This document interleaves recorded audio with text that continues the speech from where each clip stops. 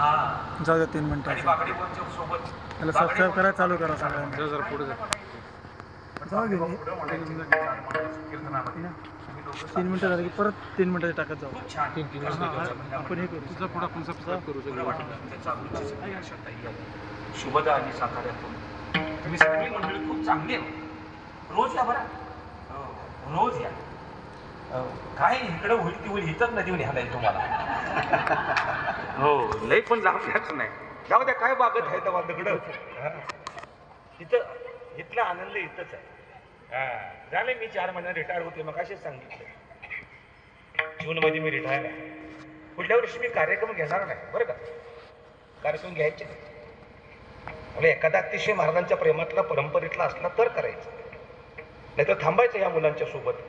टाळ घेऊन नाचायचं, उड्या मारायच्या, बसायचं त्या रूममध्ये, माझी सोय करायचं तर छानच. बायकोला पण आणणार इथंच मी. कुठे तिला घेऊन येणार. खूप आनंद आहे. आणि मोठ्या मोठ्या मनानं तुम्ही माझं नाव टाकता की मार्गदर्शक म्हणून. मी मग सांगितलं माझं काहीच नाही. मार्गदर्शक सुद्धा मी नाही किंवा काय नाही. तुम्ही अतिशय कष्ट करता सगळी मंडळी, आणि कष्ट करून ती उभा तुम्ही करता.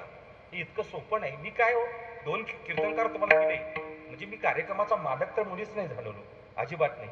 मी तुमच्यासारखाच एक सेवाधारी इथला माणूस आहे, सेवा करणारा माणूस आहे मी. आणि संगमेश्वरांना एक प्रार्थना, देवा माझ्या श्वासात श्वास आहे तोपर्यंत मला इथली सेवा करू दे म्हणजे झालं बस. बाकी काय देवाला मागायचं, याच्यापेक्षा देवाला काय मागायचं. बाकी तर रोज लय मोठी असते ती मला काय असो नाही. हा जो आनंद आहे त्या आनंदात कुठंच हे नाही. म्हणून मी सगळ्यांचं दर्शन घेतो. खूप थोडंसं बोलणार आहे तुमच्याशी, जास्त नाही बोलणार. पहिला दिवस आहे, तुम्हाला जास्त त्रास द्यायचा नाही. बरोबर 9ला आपण थांबायचं, 9:15ला पंगतीला बसायचं, 9:30ला आपण इथनं उठायचं आणि आपापल्या मार्गाला जायचं. 10 वाजता आपण अंतरुणावर पडलो पाहिजे. आणि पहाटेच्या 5ला आपण उठलो पाहिजे. ही नियमावली ठेवायची आपल्याकडं. चांगलं भजन करा. थोडा वेळ मी तुमच्याशी बोलून देतो. विठाला विठाला